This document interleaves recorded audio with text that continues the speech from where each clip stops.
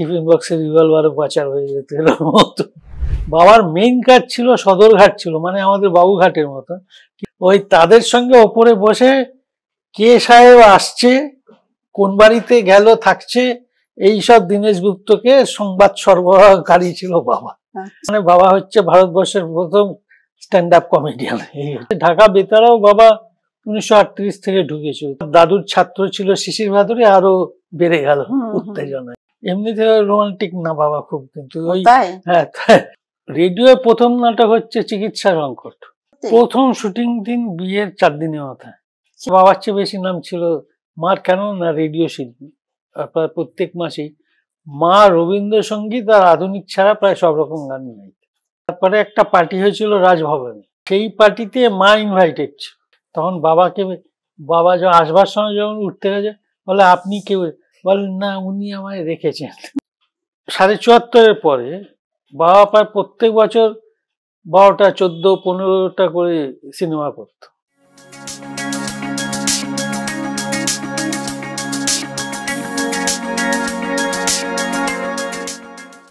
স্বাধীনতার পূর্বে দেশভাগের আগে 1941 সালে পূর্ববঙ্গ থেকে তিনি কলকাতায় চলে আসেন। তার আসল নাম সাম্যময় বন্দ্যোপাধ্যায়, কিন্তু তিনি বাংলা ছবির ইন্ডাস্ট্রিতে হয়ে গেলেন ভানু বন্দ্যোপাধ্যায়, এক চিরকালের নাম। হাস্যরসের প্রাণপুরুষ তিনি। তার কমিকে ছিল না কোনো ভাড়ামি, ছিল মেধার দীপ্তি। নিখাত হাস্যরসে পরিপূর্ণ ছিল তার কমিক। তিনি হলেন কৌতুক সম্রাট ভানু বন্দ্যোপাধ্যায়। আজকে ভানু বন্দ্যোপাধ্যায় বাড়িতে আমরা উপস্থিত হয়েছি। তার জ্যেষ্ঠ পুত্র গৌতম বন্দ্যোপাধ্যায়ের মুখোমুখি আমরা হয়ে ভানু বন্দ্যোপাধ্যায়ের সম্পর্কে নানা অজানা কথা শুনব এবং জানব। এই বাড়িতেই ভানু বন্দ্যোপাধ্যায় শেষ নিঃশ্বাস ত্যাগ করেন। গোটা বাড়ি জুড়ে রয়েছে অসংখ্য তার স্মৃতি। চলুন সেসব কথা আজ শোনা যাক। গৌতম দা, আমি আপনার কাছে একটু জানতে চাইছি, একটু পিছনে ফিরতে চাইছি। আমাদের বরেণ্য শিল্পী ভানু বন্দ্যোপাধ্যায়, উনি তো পূর্ববঙ্গের মানুষ।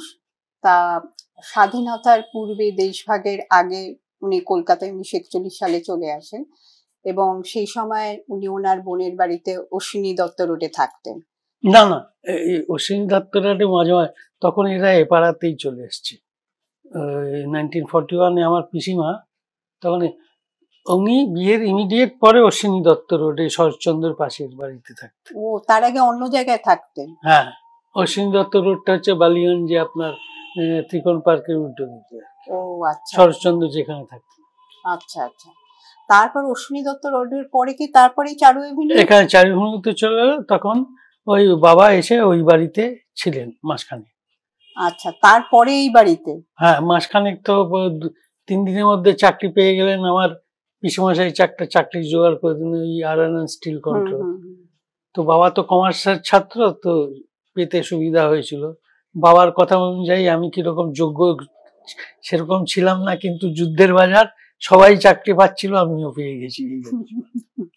তারপরে এই বাড়িতে কবে থেকে? এই বাড়ি আরো পরে, আমরা পাশে একটা গলিতে, সে বাড়িতে আমার ওই পিসিমা ভাড়া একটা বড় ঘর আর একটা ওই গ্যারেজের ওপরে ঘর, মেজানাইন ফ্লোর জোগাড় করে দেয়। তখন বাবা ওই তার বাবা, মানে আমার দাদু ঠাকুমা আর আমার ছোট পিসিমা ছিলেন, তাদের নিয়ে এলেন আর কি।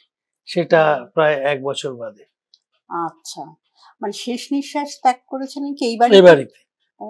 আমরা আগে ও বাড়িতে 1957 অব্দি ছিলাম। বাবা 41 সাল থেকে 1957। তারপর আমার মাঝে 2 বছর চলে গেছিলাম টালিগঞ্জ ট্রাম ডিপোর কাছে জুবিলি পার্কে, সেখানে 2 বছর ছিল।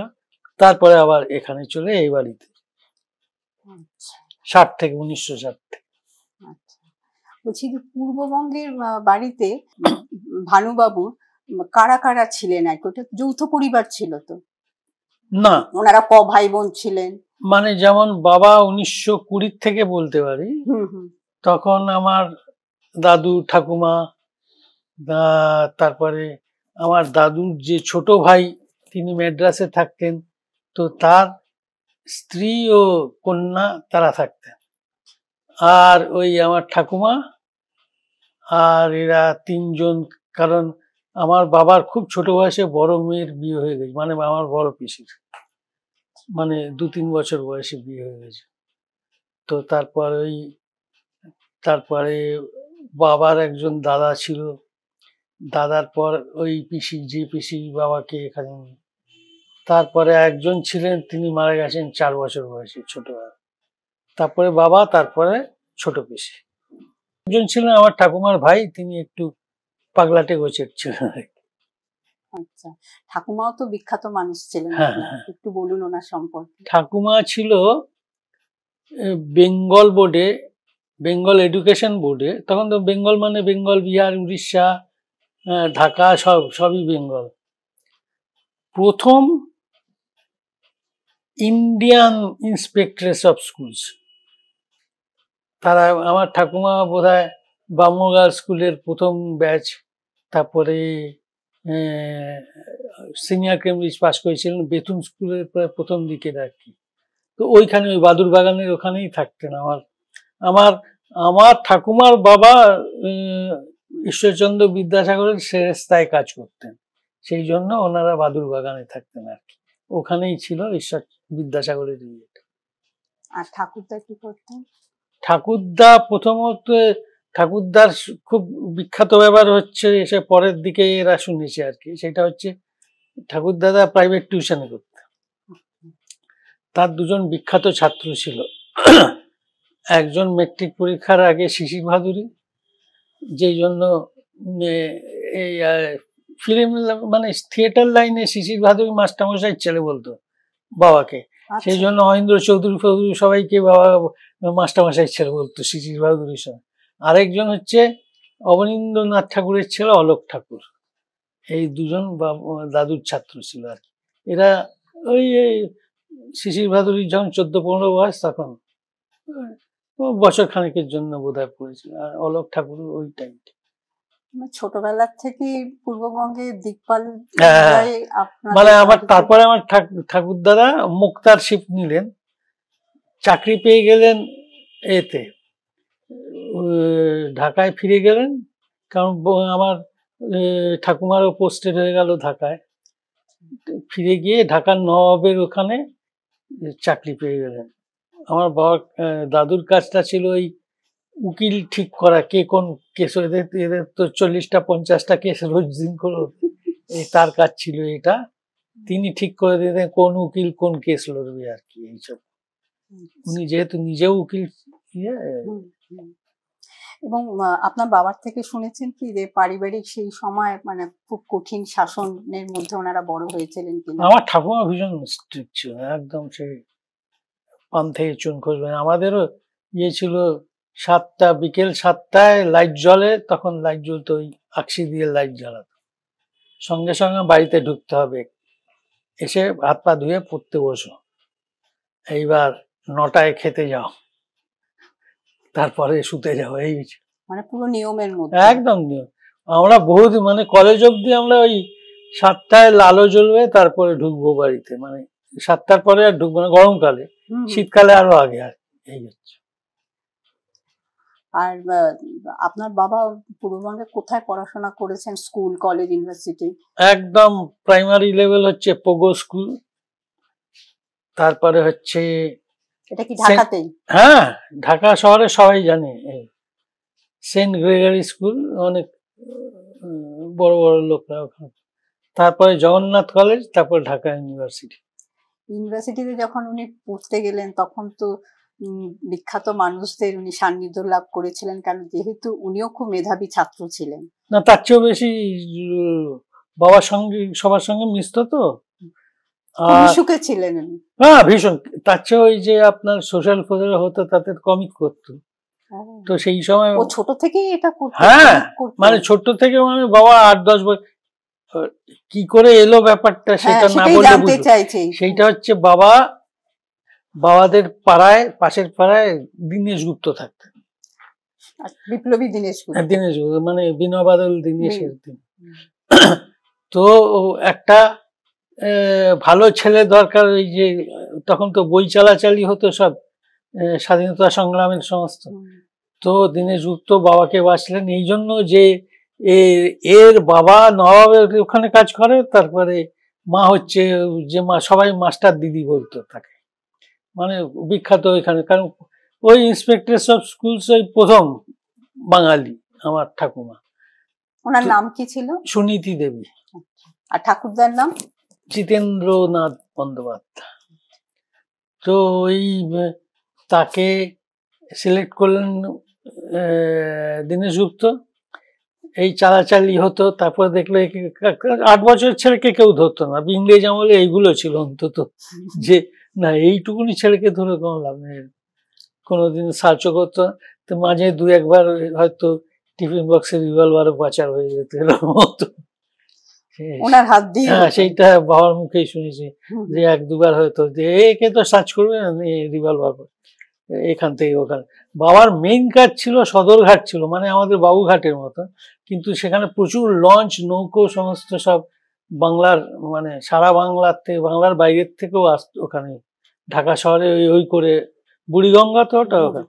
এখন বাবার কাজ ছিল লঞ্চের ঘাটে সমস্ত ঘোড়ার গাড়ি দাঁড়িয়ে থাকতো।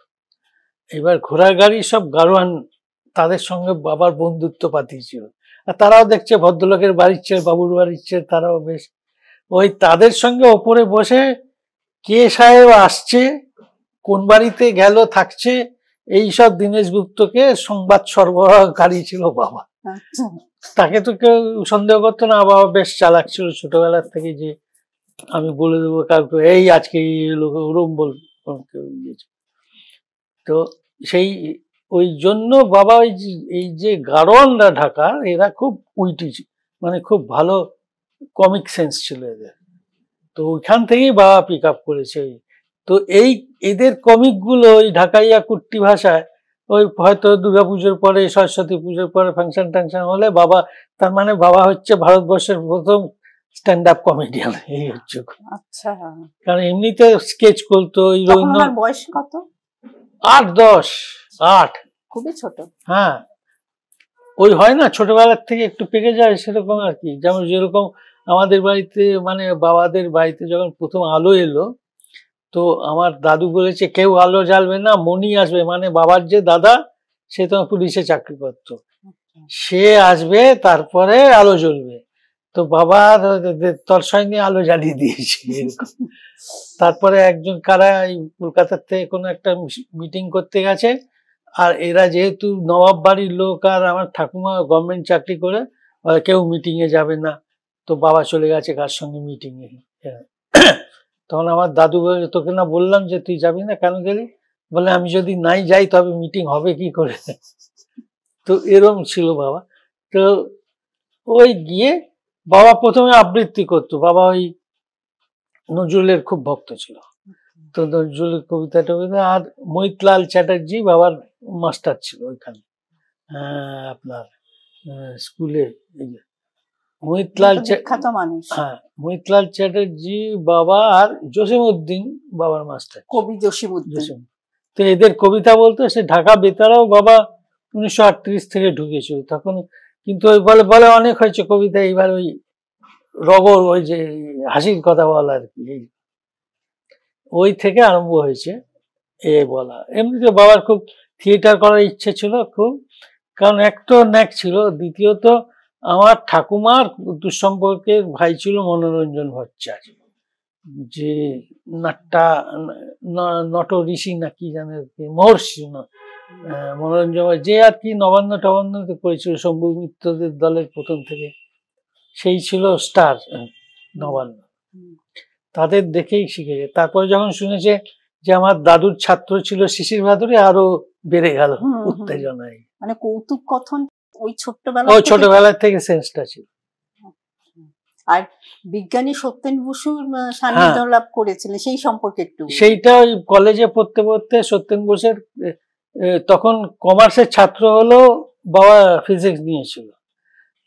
তো এখন ফিজিক্স এই জন্য নিয়েছিল, সত্যেন বোস বাংলায় ফিজিক্স পড়াতেন। তার আগে কেউ জীবনে কোনোদিন মানে ইংরেজি ছাড়া কেউ ফিজিক্স আর ঢাকা বিশ্ববিদ্যালয়ে পড়াবেন, কিন্তু সত্যেন্দ্র বোস বাংলায় ফিজিক্স পড়াতেন, ওইটা শুনবার জন্যই বেশি। আর তারপরে তো বাবা বোধ হয় একমাত্র যে প্রফেসর সত্যেন্দ্র বোসকে সত্যেন্দা বলতো, আর তো সবাই স্যার স্যার বলতো। মানে এই যে অধিকারটা পাওয়া, হ্যাঁ উনিই দিয়েছেন, উনিই দিয়েছিলেন। মানে খুবই প্রথম ওনার প্রথম সত্যেন্দ্র বোসের প্রথম আপনার জন্মদিন 1 জানুয়ারি তো এই বাবা গিয়ে মালা ফালা নিয়ে সত্যেন্দ্র কি বলে এই আপনার জন্মদিন সত্যেন্দা, বলে সে কি জন্মদিন আমাদের জন্মদিন টন্মদিন হয় নাকি, পেছন পেছন ঢাকা ইউনিভার্সিটির ছেলেরা গিয়ে ওই আরম্ভ হলো সত্যেন্দ্র বোসের জন্মদিন। আচ্ছা আচ্ছা, মানে এত দিকপালদের সান্নিধ্য উনি ছোট থেকেই। হ্যাঁ বাবা বলতো আমাদের যা ইয়ে ছিল স্টাফ ছিল কলকাতা ইউনিভার্সিটি তো ছিল না, সত্যেন বোস, তারপরে মহিতলাল মজুমদার, তারপরে প্রচুর আরো কি রমেশ মজুমদার হিস্টোরিয়ান, তারপরে এইচ.এল. দে, তিনি বোধহয় এইচ.এল. দে ইকোনমিক্সের, এরকম মানে ভীষণ ভালো ভালো সমস্ত স্টাফ ছিল আর কি। উনিও তো ছোটবেলা খুবই পড়াশোনায়, জসিমউদ্দিনও ছিল। হ্যাঁ জসিমউদ্দিন তো ছিলেন। জসিমউদ্দিনের কথা আপনি কি শুনেছেন? কবি জসিমউদ্দিনের কথা ওই বাবার একটা কাছে, আমরা তো জসিমউদ্দিন কোনোদিন পড়িনি, জানতাম না, কিন্তু বাবা খুব একটু মানে যদি কাজ ফাজ না থাকতো, বেশ ওয়েদারটা ভালো, এমনিতে রোমান্টিক না বাবা খুব, কিন্তু ওই হ্যাঁ কিন্তু ওই বাবার একটা গান ছিল হায়রে আমার জন্মভূমি, সেটা দুঃখের গান, সেটা খুব গাইতো যে ভালো সিন ফিন দেখ। আর ওই জসিমউদ্দিন এইখানে তো দাদির কবর একটা ইয়ে আছে, ওইটা খুব আওড়াত, আরো অনেক আছে, নজরুলের অনেক কবিতা পড়তেন। আচ্ছা, আর ওই সময় তো ওই পূর্ববঙ্গে থাকতেই বেঙ্গল ভলেন্টিয়ার্সদের সঙ্গে অনুশীলন সমিতির সাথে সেই বিপ্লবীদের এক অংশ তো পরবর্তী সময় মার্ক্সবাদী ওনারা হয়ে ওঠেন। সেই সম্পর্কে যদি একটু বলেন। না এই আমাদের দীনেশ গুপ্ত মারা যাওয়ার পর বাবা 2 বছর একদম সাইলেন্ট ছিল, তারপরে এই অনুশীলন সমিতিতে যোগ দেওয়ার কারণ আমার এই যে পিসি যে বাবাকে নিয়ে এসেছিল এখানে, পিসির নাম কি? ওনার নাম প্রকৃতি দেবী, উনি জয়শ্রী পার্টি, লীলারায় জয়শ্রী পার্টিতে ছিলেন, তো সেই সোর্সেই আপনার ওই বাবা ওই অনুশীলন সমিতির সঙ্গে যোগাযোগ হয়। তারপরে এই সুশীল মজুমদার ডিরেক্টর আছে না, নাম করা, তার মা হেমপ্রভা মজুমদার ভোট ইলেকশনে দাঁড়িয়েছিলেন, তারপরে সেইখানে তার ইলেকশন ক্যাম্পেইনে বাবা রীতিমতো মানে তখন বাবা বোধহয় 14-15 বছর বয়স, তখন একদম ওই ঢাকার ওই তাঁতিবাজার, শাঁখারীপাড়া, লক্ষ্মীবাজার এইসব এরিয়া লিড করতো বাবা, বলে আমি প্রসেশন লিড করে নিয়ে যেতাম, যে জন্য সুশীল মজুমদারকে অনেক অনেক আগের থেকেই চিনতো আর কি। তাছাড়া সুশীল মজুমদারের বাবা আর আমার দাদু ক্লাসমেট ছিল আর কি, ওই ছোটবেলা একটা একেবারে ওনার অন্যরকম ছিল, এত গুণীজনের সান্নিধ্য উনি পেয়েছেন। না পরে আবার অনেক নামও করে, যেমন বাবার খুব বন্ধু ছিল শৈলেশ দে, সেই নাম করা সাহিত্যিক হয়ে সাহিত্যিক। হ্যাঁ, তারপরে রঞ্জিত গুপ্ত যে আপনার পুলিশ কমিশনার হয়েছিল, রঞ্জিত গুপ্তর বাবা নির্মল গুপ্ত, সে পড়াতো ঢাকা ইউনিভার্সিটিতে, অনেক নাম করা লোক আর কি, পরে বন্ধু পরবর্তীকালে। তার মানে উনি স্বদেশী আন্দোলনের সঙ্গে যুক্ত ছিলেন ছোটবেলার থেকে। হ্যাঁ ওই আর কি বুঝতেন না, ছোট ছিলেন কেন, যেটা বলছেন আপনি 8 বছর বয়স থেকে ওগুলো তো কিছুই বুঝতেন না, খালি বলতে এখান থেকে এখানে পৌঁছে, আর এই সাহেব আসবে, সে কোন বাড়িতে যাচ্ছে সেটা দেখবি, আর কোন সাহেব উঠলো কোন ধার থেকে এসে সদরঘাটে নামলো এইটা দেখবি, এই রোজই খবরাখবর। তার বাবার মাইনে হচ্ছে এইসব গোলরাস দা কি এইসব ছবি দেখাতো সে আমাদের দীনেশ গুপ্ত। আচ্ছা, এরপর দেশভাগের আগে তো অনেক আগে চলে আসে, সেটার পেছনে কারণটা কি ছিল? ওই ফেসে গেছিল একটা কিছু, আপনার কোনো একজন ইয়েকে ধরিয়ে দিয়েছিল আপনার আমাদের মানে ফ্রিডম ফাইটার কাউকে আর কি, যে যারা ধরিয়ে দিয়েছিল তারা পুলিশের ওই যে ইনফরমার বলে না সেইটা, এই তাদের সঙ্গে মারপিট হয়েছিল। সেই মারপিটে বোধহয় কেউ মারা গেছিল, তখন বাবার নামে হুলিয়া বেরিয়ে যায়। বাবা একা না, আরো 6-7 জন তখন পালিয়ে আসে।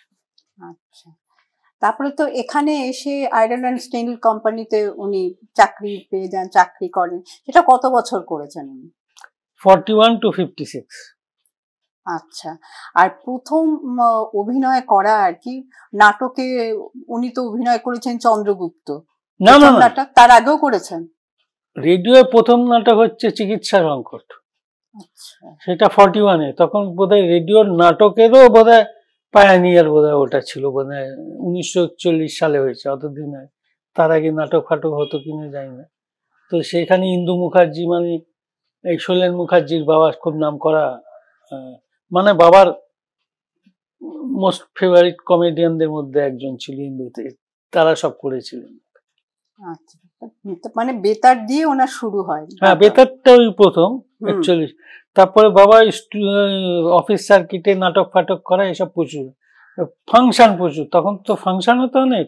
এই 4 জন গান গাইলো, একজন মাউতার গান বাজালো, একজন ইয়ে করলো, কমিক করলো। এই তখন বাবা, জহর কাকা, অমূল্য সান্যাল বলে একজন, শীতল ব্যানার্জি, এরা সব ওই অজিত চ্যাটার্জি, বিশেষ করে সবচেয়ে নাম ছিল অজিত চ্যাটার্জি, এরা সব ওই। এটাও শোনা যায় যে স্ট্যান্ড আপ কমেডি যেটা জহর রায় এবং ভানু বন্দ্যোপাধ্যায় করতেন একসঙ্গে অন স্টেজ, এমন কিছু কন্টেন্ট থাকতো তৎক্ষণাৎ তৈরি করে মঞ্চস্থ করতেন। জহর কাকা আর অজিত কাকা একটা টিম ছিল, মানে জহর কাকাকে কলকাতা আনানো, তার বাড়ি ঠিক করে দেয়, এইসব সব অজিত কাকা করেছিল। তারপরে প্রথম দিকের যে কমিক স্কেচ গুলো হতো বেশিরভাগই জহর কাকার লেখা। তো তো অজিত কাকা জহর কাকা একসঙ্গে করতো। বাবা একলা একলা ওই আজকে একটা কিছু ইভেন্ট হলো, ওইটা নিয়ে কমিক করা আর কি। আচ্ছা, অনেকে বলেন যেহেতু ঢাকা বিক্রমপুরে ওনার জন্ম, ওনার যে বাঙাল ভাষায় কথা বলতেন সেটা বিক্রমপুরের ভাষা। আপনি আমাকে বলুন, সবটাই কি বিক্রমপুরের ভাষা নাকি বিভিন্ন জায়গার ভাষা সংমিশ্রণ? বাবা ওই ভাষাটা তো ভীষণ কঠিন, তো বাবা একটু সহজ করে নিয়েছিল যাতে ঘটিরাও বোঝে আর কি, সোজা কথা।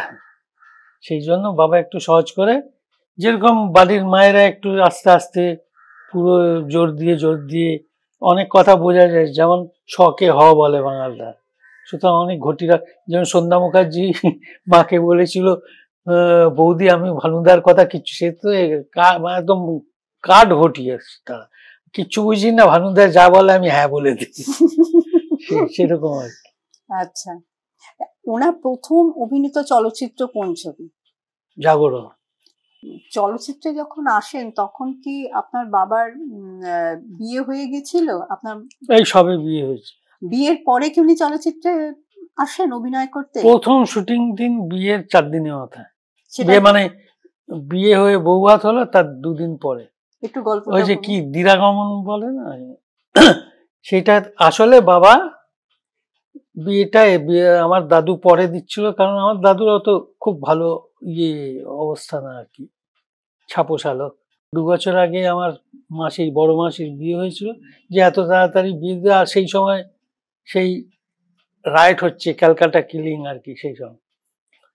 তো ও ভীষণ ঝামেলা, কারণ কাউকে শাড়ি কিনতে পারছে না, ওই কিনতে পারছে না, যাও নিজের যেটুকু না, যে সে লুকিয়ে লুকিয়ে শুনেছি দাদুর কাছে এই যদুবাবু বাজার কোন থেকে শাড়ি কিনছে, তারা একটু দরজাটা ফাঁক করে এরম এগিয়ে দিয়ে এরম ভাবে।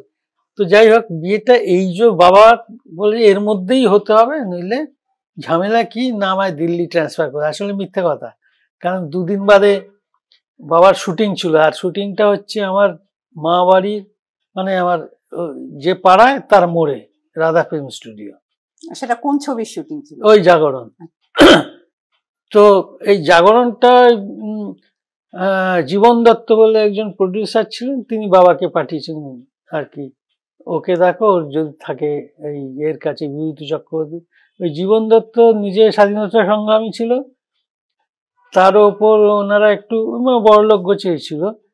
বিধিলিপি, তারপরে এইসব ছবির প্রডিউসার ছিলেন উনি, উত্তম কুমার সাবিত্রী যে তো ওই যাতে যদি জেনে যায় যে মানে বিয়েটা যদি শুটিং এর পর, তাহলে তো আমার দাদু বিয়ে দেবে না, কারণ আমার দাদু ভীষণ কনজারভেটিভ।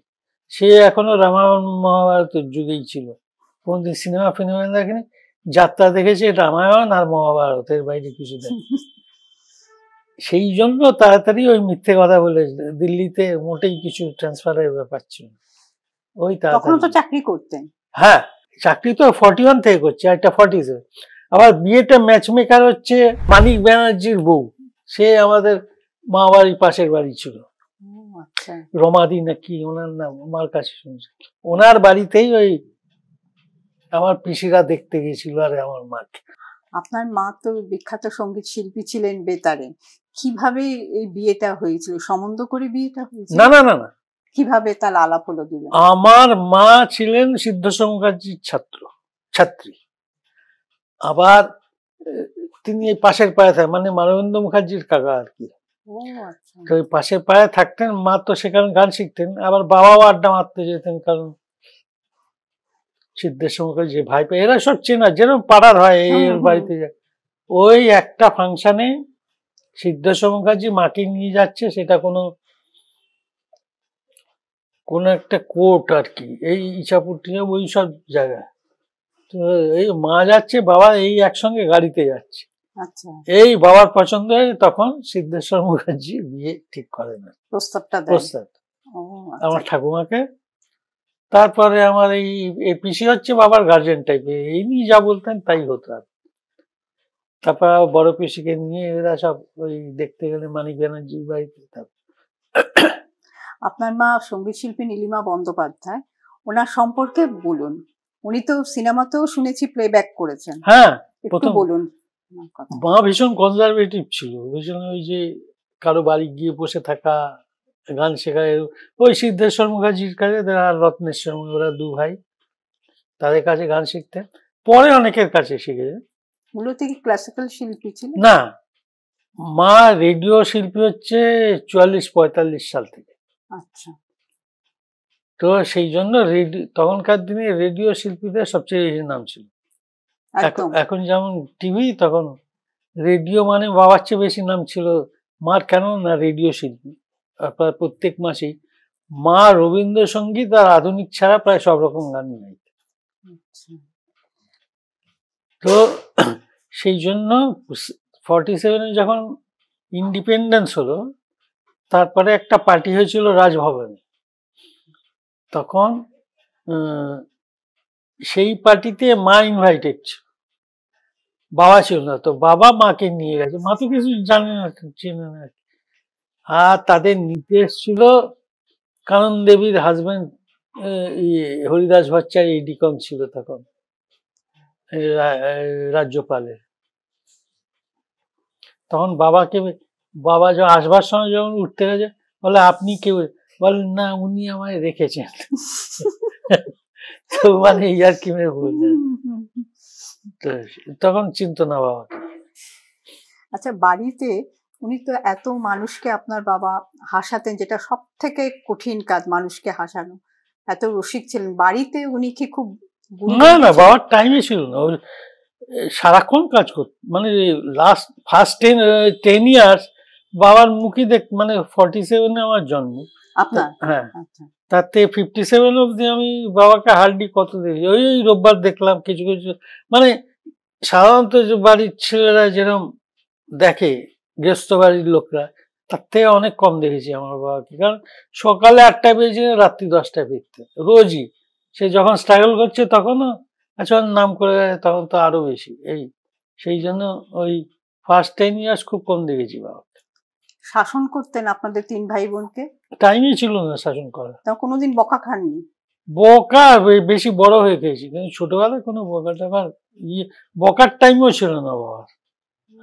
তাহলে পুরোটাই মা আগলে হ্যাঁ, রাখতেন। ধরুন 1900 মানে 74.5-এর পরে বাবা প্রায় প্রত্যেক বছর 12টা 14-15টা করে সিনেমা করতো। হ্যাঁ, তখন 15টা, তখনকার দিনে অনেক বেশি শুটিং হতো।